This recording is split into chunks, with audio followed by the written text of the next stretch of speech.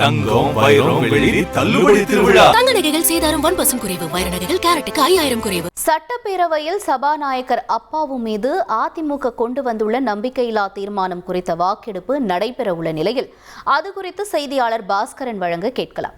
பாஸ்கரன் வணக்கம். இந்த நம்பிக்கையில்லா தீர்மானம் குறித்த வாக்கெடுப்பு எவ்வாறு நடைபெறும்? மேலும் இந்த நம்பிக்கையில்லா தீர்மானம் குறித்தான வாக்கெடுப்பு எந்த அளவுக்கு சாத்தியமாக இருக்கும் என்று எதிர்பார்க்கலாம்? முழு விவரங்கள் என்ன? தமிழக சட்டப்பேரவை இன்று காலை 9:30 மணிக்கு கூடியதுமே மறைந்த முன்னாள் சட்டமன்ற உறுப்பினர்கள் மறைவுக்கு இரங்கல் தெரிவிக்கப்பட்டது. அதைத் தொடர்ந்து கேள்வி நேரம். சட்டமன்ற உறுப்பினர்கள் எழுப்பும் கேள்விகளுக்கு துறை சார்ந்த அமைச்சர்கள் பதிலளித்து வருகிறார்கள். 9:30 மணிக்கு தொடங்கிய அவை என்பது ஒரு 10:30 மணி அளவில் வரையும் அந்த கேள்வி நேரம் என்பது சட்டமன்ற உறுப்பினர்களுடைய கேள்விகளுக்கு அமைச்சர்கள் பதிலளிப்பார்கள். அதற்கு பிறகுதான் இந்த நம்பிக்கையில்லா தீர்மானம் அதிமுக சார்பாக சபாநாயகர் மீது நம்பிக்கையில்லா தீர்மானம் கொடுக்கப்பட்டிருக்கிறது. அது விவாதத்துக்கு எடுத்துக்கொள்ளப்படும். அவ்வாறு எடுத்துக்கொள்ளப்படும் பட்சத்தில் சபாநாயகர் அப்பாவு அவருடைய இருக்கையில் அமரமாட்டார். அவை நடவடிக்கைகளை வழிநடத்துபவர் துணை சபாநாயகர் பிச்சாண்டி. இந்த தீர்மானம் வெற்றி பெறுவதும் தோல்வி பெறுவதும் சட்டமன்ற உறுப்பினருடைய ஆதரவை பொறுத்து தான் இறுதி செய்யப்படும். அந்த வகையில் பார்க்கும்போது தமிழக சட்டப்பேரவையில் திமுகவுடைய பலம் 133, சபாநாயகருடைய சேர்த்தினால் 134. அதே நேரத்தில் அதிமுகவுடைய பலம் சட்டப்பேரவையில் 66 இருக்கிறது.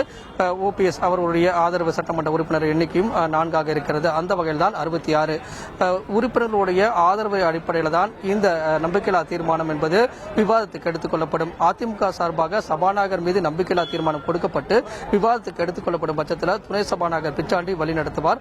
அப்போது அதிமுக சார்பாக நம்பிக்கையில்லா தீர்மானத்தின் மீது அதிமுக சட்டமன்ற உறுப்பினர்களில் ஒருவர் பேசுவார்கள். அதைத் தொடர்ந்துதான் இது தீர்மானம் வெற்றி தோல்விக்காக குரல் வாக்கெடுப்புக்கு அனுப்பப்படும். அவ்வாறு அனுப்பப்படும் பட்சத்தில் தீர்மானம் தோல்வியில் தான் முடிவடையக்கூடிய வாய்ப்பு இருக்கிறது. காரணம் என்னவென்றால் திமுகவுடைய சட்டமன்ற உறுப்பினருடைய பலம் என்பது 133 இருக்கிறது சட்டப்பேரவையில். அதே நேரத்தில் அதிமுகவுடைய பலம் 66 இருக்கிறது. இதன் காரணமாக தீர்மானம் தோல்வியில் தான் அதிகமாக முடிவடையக்கூடிய வாய்ப்பு இருக்கிறது. எண்ணிக்கணிக்கும் முறை டிவிஷன் என்ற முறையிலும் அந்த மாதிரி தீர்மானம் வலியுறுத்தப்பட்டால் அதிமுக சார்பாக அப்போதுதான் தமிழக சட்டப்பேரவையினுடைய அனைத்து நுழைவாயினுடைய கதவுகளால் மூடப்பட்டு டிவிஷன் முறையில் எண்ணிக்கணிக்கும் முறையில் அந்த தீர்மானம் டிவிஷன் முறையில் எண்ணிக்கணிக்கும் முறையில் எத்தனை பேர் ஆதரவு எதிர்ப்பு என்ற தகவல்கள் துணை சபாநாயகர் பிச்சாண்டி அவர்கள் அறிவிப்பார்.